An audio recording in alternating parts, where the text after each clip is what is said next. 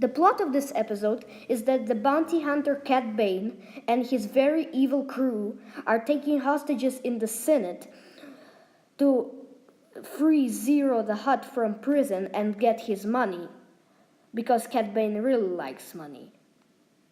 Without permission. Violators will be prosecuted to the full extent of the law. The plot of this episode is that Darth Sidious ordered Cad Bane to kidnap 4 sensitive children and turn them into Sith Lords. The Jedi, like Obi-Wan Kenobi, must find Cad Bane and stop this happening. Master, a starship is approaching. It is not the bounty hunter. This was unexpected. Evacuate the children to my secondary facility. I'm afraid this installation is lost. We must destroy all the evidence. This episode is about how Asajj Ventress and General Grievous plan an underwater attack on the planet Kamino to stop the clones from reproducing and more clones developing. They also want to steal the DNA to create their own clone sort army.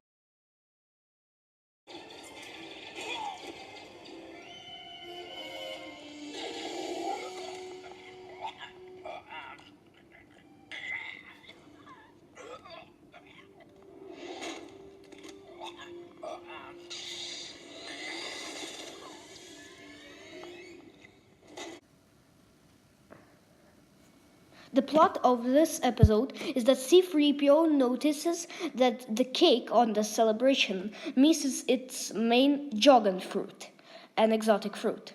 So he and R2 go to the market, where C-3PO is captured by Cad Bane, and Cad Bane starts reading his minds with special devices, searching for the plans of the Republic. Unfortunately, he doesn't get anything because they were stored in R2, who managed to escape. But still, it is a very horrible. In this episode, Sidious orders Dooku to betray his apprentice Asajj Ventress because Sidious thinks that she is growing too powerful. At first, Dooku doesn't want to do that, but then Sidious forces him. Dooku destroys the ship on which Asajj is flying, but Asajj escapes and joins the Night Sisters, a very strange nation of witches, which Asajj was once herself. Asajj and 2 other Night Sisters attempt to murder Dooku in revenge, but fail.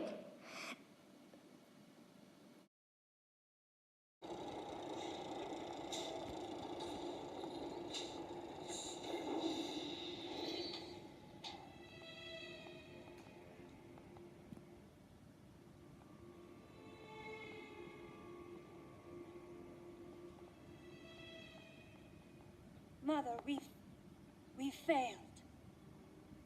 Where one sees failure, others see opportunity.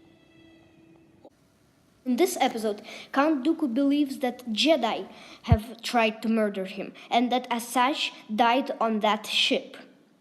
So he travels to Mother Talzin, who is the main Night Sister, because Mother Talzin promised him a new apprentice, a much more powerful male apprentice.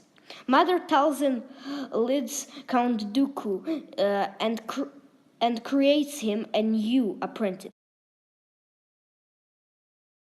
The male apprentice is called Savage Opress. To prove his loyalty to the Night Sisters, Savage must kill his best friend. I don't remember his name, but it certainly was a horrific scene, but also a very interesting one, when Savage killed his own very loving friend. My lord. Is it finished? Yes, the temple has been taken. And the Jedi? Dead.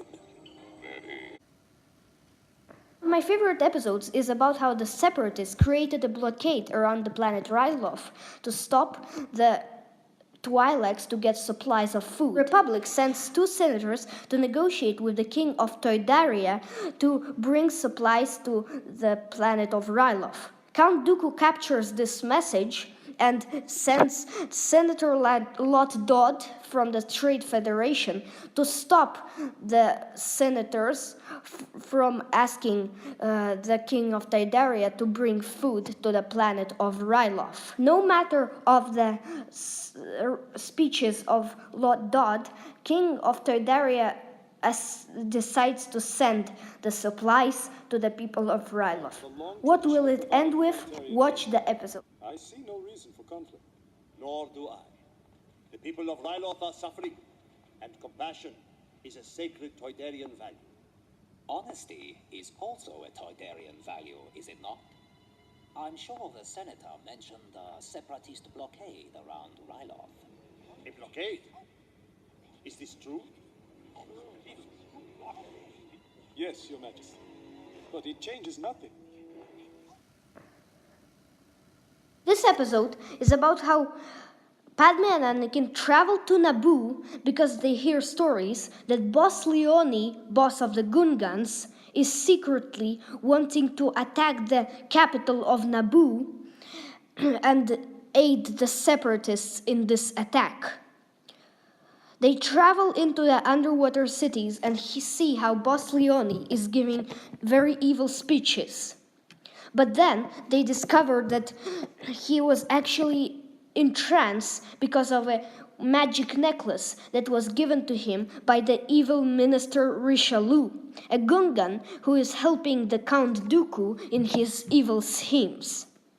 Eventually, Boss Leone is normal because Anakin took off his necklace, but Richelieu stabs him with a knife. Gungans are ready for the attack, and Jar Jar Binks has to pretend to be Boss Leone to stop them from attacking the city and helping Richelieu, who they don't even want to help, but he is the last person.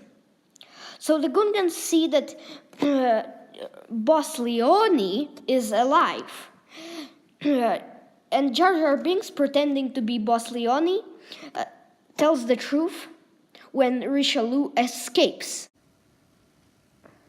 This episode is about how Zero the Hutt is taken to the Nal Hutta by the Hutts because he possesses a huge knowledge of the crimes that they committed.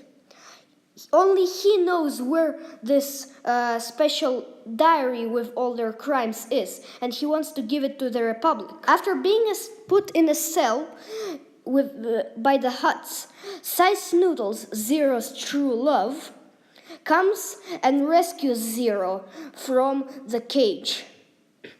Eventually, they escape from Nal Hutta and hide in the den of Mama the Hutt.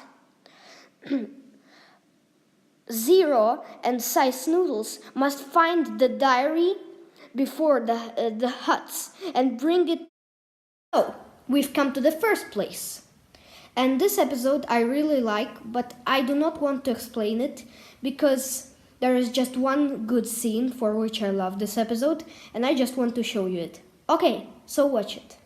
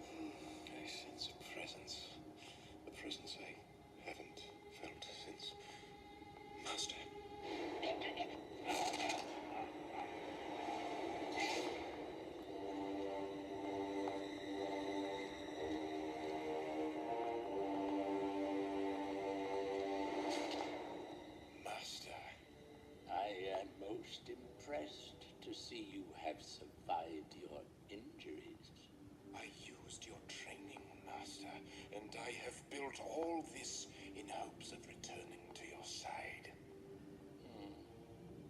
How unfortunate that you are attempting to deceive me.